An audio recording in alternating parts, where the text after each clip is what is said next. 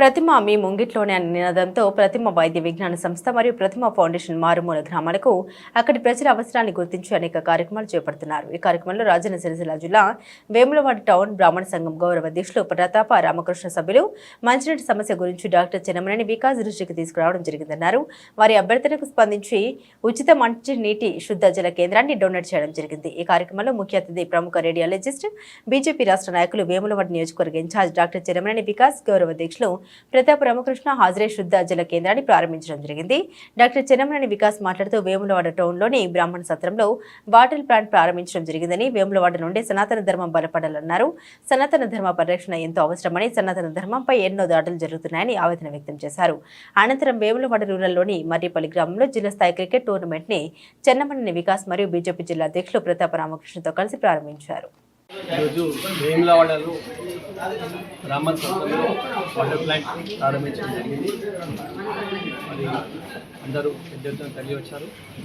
ముఖ్యంగా ఇలాంటి ఎన్నో అభివృద్ధి కార్యక్రమాలు గ్రామ పంచాయతీ లెవెల్లో, మున్సిపాలిటీ లెవెల్లో చేసుకుంటూ వస్తున్నాము.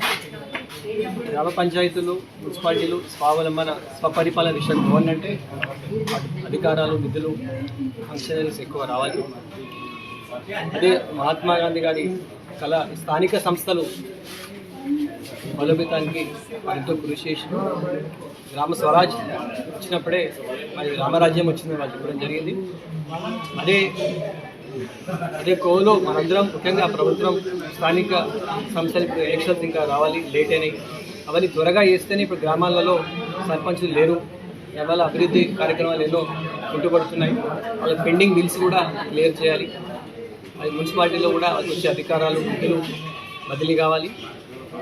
ముఖ్యంగా అభివృద్ధి కావాలంటే మనకి ఇప్పుడు డబుల్ ఇంజన్ సర్కార్ ఉంటే ఇంకా బెటర్.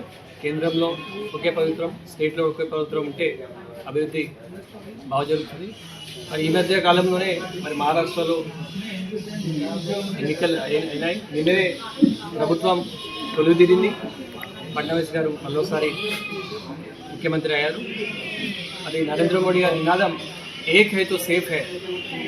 అదే మనందరికీ శ్రీరామ రక్ష అని నేను భావిస్తున్నాను. అదే కోణంతో మనందరం ముందుకెళ్ళి మరి పనిచేయాలి. రామకృష్ణ గారు ఇటీవలే మరి మహారాష్ట్రలో వెళ్ళి క్యాంపెయిన్ చేసి అక్కడ ఎమ్మెల్యేని గెలిపించారు. రాబోయే రోజుల్లో కూడా మరి వేములవాడలో కూడా బీజేపీ బలోపేతం కావాలని మేము అందరం కోరుకుంటున్నాం. ధన్యవాదాలు.